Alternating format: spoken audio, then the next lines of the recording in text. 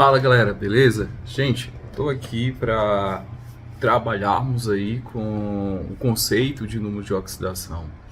O conteúdo está gerando um pouquinho de dúvida entre os meus alunos, então resolvi gravar esse vídeo, essa videoaula, para tentar mostrar essa parte, as regras do número de oxidação, tá bom?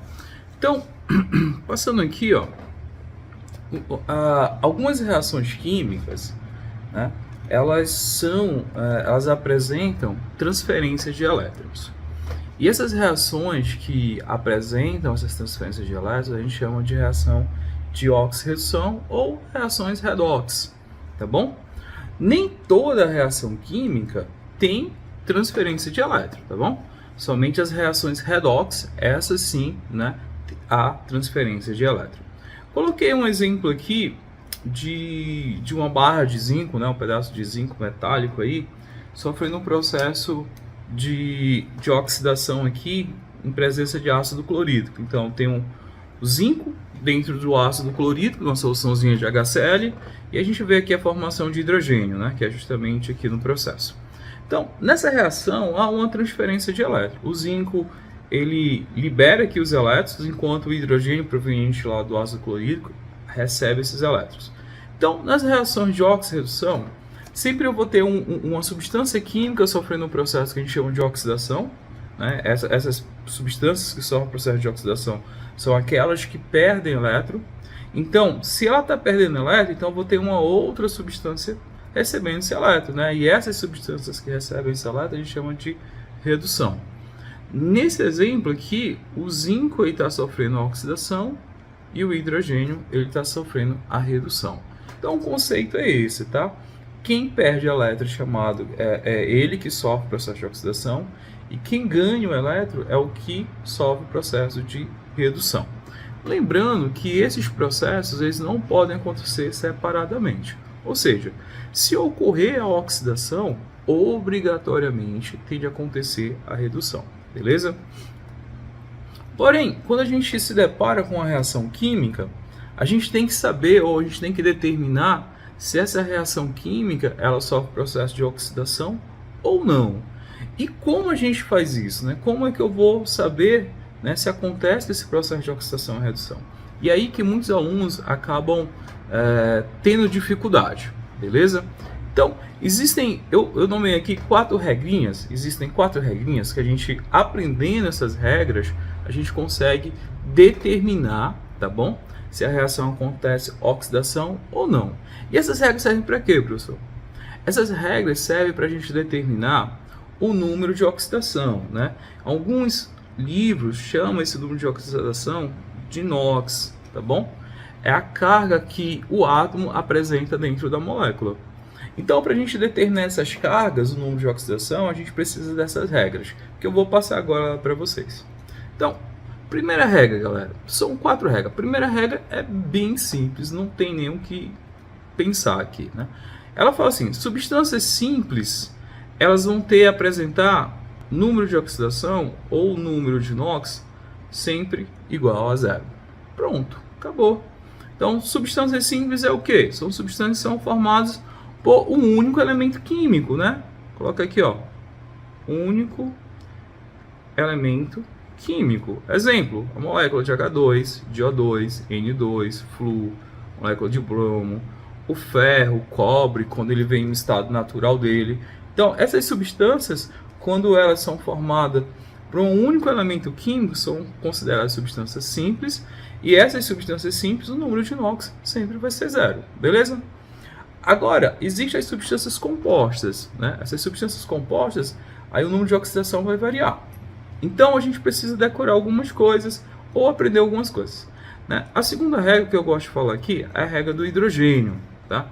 O hidrogênio, ele muitas vezes está presente nas moléculas. Então, o hidrogênio é interessante. E não é difícil aprender a regra dele. O hidrogênio ele pode apresentar duas cargas, Ou carga menos 1 ou carga mais 2. É isso. A ideia aqui é a gente saber quando é que ele vai ter uma carga mais 1 ou quando ele vai ter uma carga menos 1. Então, diante disso aqui, eu tenho que falar para vocês que essas cargas estão relacionadas a um conceito que a gente já viu, né, que é chamado eletronegatividade. Deixa eu colocar aqui, eletronegatividade. O que é isso, professor? O que é essa eletronegatividade? Isso aqui está relacionado ao seguinte: os elementos químicos, eles são encontrados na natureza ligados, né, com outros elementos químicos, com exceção os gases nobres. Por quê? Eles vão buscar uma estabilidade. E existe uma coisa chamada regra do octeto, que esses elementos químicos eles têm que apresentar 8 elétrons lá na camada de valência. E muitas vezes ele faz um tipo de ligação chamada ligação covalente, que é um compartilhamento de elétrons.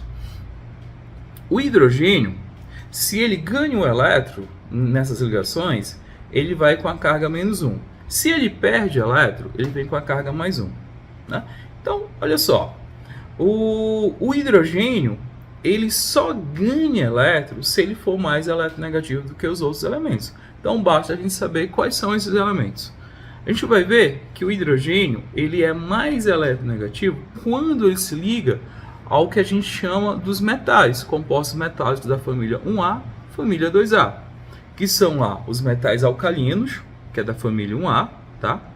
Esses metais alcalinos, eles apresentam uma baixa eletronegatividade, e esses elementos químicos, quando ligados ao hidrogênio, eles perdem elétron, assim como os metais alcalinos terrosos, tá bom? Da família 2A. Então, só consertar aqui, né? Família 2A ou grupo 2, esses elementos químicos aqui, ligados ao hidrogênio, eles perdem elétron, tá? Que a gente chama aqui, isso aqui, de hidretos metálicos.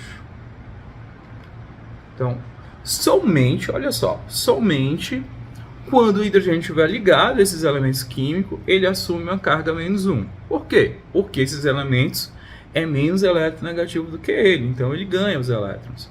Tirando isso, né, qualquer outro elemento que não tiver na família 1A ou na família 2A, ele vai apresentar uma carga +1, tá bom? Ou seja, ele vai perder os elétrons. Então, resumindo, o hidrogênio ele pode ter carga -1 ou +1. -1 quando ele se liga aos metais alcalinos ou aos metais alcalinos terrosos, família 1A, família 2A. E +1 quando ele se liga a outro elemento químico que não esteja presente nessas duas famílias. Beleza? Então, o conselho que eu dou aqui para vocês é lembrar desses elementos químicos aqui, tá? Aí existe frase na internet que você pode montar aqui para facilitar o entendimento de vocês, tá? Li na casa do senhor Rubens Barrichello, casos franceses, né? Que aí você lembra das iniciais e lembra do elemento químico. Como aqui na família 2A, bastante conhecido também, né? Ó, Bela Margarida casou com o senhor Bartolomeu Ramos. Aí você pode inventar, usa sua criatividade aí, beleza? O importante é você lembrar desses elementos químicos. Então, prosseguindo aqui, a gente vai para uma terceira regra. Essa regra é um pouco mais complexa, porque ela vai falar do oxigênio, tá? O oxigênio, ele apresenta 3 tipos de carga, né? Ele vai apresentar uma carga +2, carga -1 e -2. Mas a gente vai ver que não é esse bicho de 7 cabeças, não. O oxigênio ele só vai apresentar uma carga +2 se ele perder elétron. E só existe um elemento químico na tabela periódica que é mais eletronegativo que o oxigênio, que é justamente o átomo de flúor, tá? Ele é mais eletronegativo do que o oxigênio. Então, ele só vai apresentar uma carga +2 quando ele estiver ligado a esse elemento químico, que é o átomo de flúor. Nesse momento aqui, como ele é menos eletronegativo, ele perde elétrons, então ele vai apresentar uma carga +2. Fora isso, cara, ele jamais vai apresentar uma carga +2, beleza? Então, é uma exceção aqui, né, no processo. Então, você lembra do flúor, se estiver ligado ao flúor, carga +2. Fora isso, ele não tem como ter essa carga +2. Ele pode apresentar a carga -1, também é uma exceção, né? -1, ele só vai acontecer isso quando ele formar o que a gente chama de peróxido, né? Esses peróxidos é porque nessas situações o oxigênio ele vai estar ligado a ele mesmo, tá bom?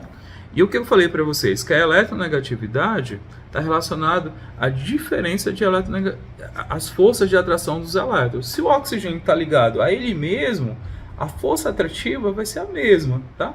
Então ele vai puxar para um lado, vai puxar para o outro. E um exemplo clássico aí é a água oxigenada, né? Quando ele está ligado aqui, o oxigênio ligado a hidrogênio e a outro hidrogênio, tá? Se você analisar aí, o que acontece? Nessa ligação, o oxigênio é mais eletronegativo que o hidrogênio, então ele puxa aqui os elétrons, fica com a carga -1. Do outro lado, a mesma coisa, esse oxigênio é mais eletronegativo, né? Então fica carga -1. Só que aqui, ó, essa ligação é entre os oxigênios, então aqui não tem ganho. Então nesses momentos ele vai apresentar a carga -1. Então quando ele vai formar peróxido, geralmente forma peróxido, bem conhecido, água oxigenada, que é aqui o que a gente está mostrando, né? H2O2. Quais as outras possibilidades, professor? Quando ele estiver ligado também aos metais alcalinos ou os metais alcalinos terrosos, existe a possibilidade também de ele fazer formação de peróxido aí, tá bom? Mas é um caso muito particular. Geralmente, o oxigênio ele vai apresentar a carga -2, tá certo? Com exceção, né? Essas observações, quando ele formar peróxido ou quando ele estiver ligado ao átomo de flúor. Fora isso, a carga dele sempre vai ser -2. Tranquilo? Vou dar um exemplo aqui, ó. A molécula de água, H2O. O oxigênio ligado a hidrogênio, beleza? Ele não está formando peróxido. Então aqui ele vai apresentar uma carga, ó, -2, tá? Pronto, -2. Vai apresentar a carga -2 aí. Então, perceba que é muito tranquilo isso aqui. E a gente vai aprender mesmo quando a gente pegar e começar a responder as questões. E a quarta e a última regra aí é falando sobre alguns elementos químicos que vão apresentar o número de oxidação constante, tá certo? Quais são eles? Os metais alcalinos, que a gente acabou de falar, né? Lá na segunda regra. Esses metais alcalinos, eles pertencem à família 1A, tá? Ou seja, eles têm tendência de perder um elétron. Então, eles vão apresentar número de NOx +2, porque eles vão perder esse elétron. Quais os outros? Os metais alcalinos terrosos, tá? Esses metais eles pertencem à família 2A. Então, eles têm tendência de perder 2 elétrons, consequentemente, todos esses elementos químicos aqui vão apresentar carga +2. Então, metais alcalinos terrosos. Esses elementos, o número de NOx dele não varia, tá? Metais alcalinos, +1, metais alcalinos terrosos, +2. Quais são os outros, professor? O alumínio, que é o Al, né? Vai ter carga sempre +3. A prata vai ter a carga +1. O zinco, que é o Zn, carga +2. E o flúor, que a gente viu, que é o mais eletronegativo de todos. Então sempre vai ganhar elétron, ou seja, sempre vai ter uma carga -1. Pronto, galera. Você aprendeu essas 4 regras, o resto fica tranquilo. Mas o que a gente tem que fazer? A gente tem que combinar o seguinte. Você vai pegar, copiar essas regras, colocar um resumozinho aí no seu caderno e logo em seguida a gente vai resolver algumas questões para a gente ver como é fácil. Porque só aprende aqui aplicando. Então a gente vai ter que pegar questões e resolver questões. Eu vou parar o vídeo aqui para não ficar muito extenso, tá? Então, vou gravar um outro vídeo resolvendo questões, aí a gente vai pegar essas anotações que a gente acabou de ver de número de oxidação e vai fazer a aplicação em cima de algumas questões para resolver essas questões, para vocês pegarem a ideia, né, e ver como não é tão difícil, né, esses bichos de 7 cabeças, beleza? Então, abraço e até o próximo vídeo.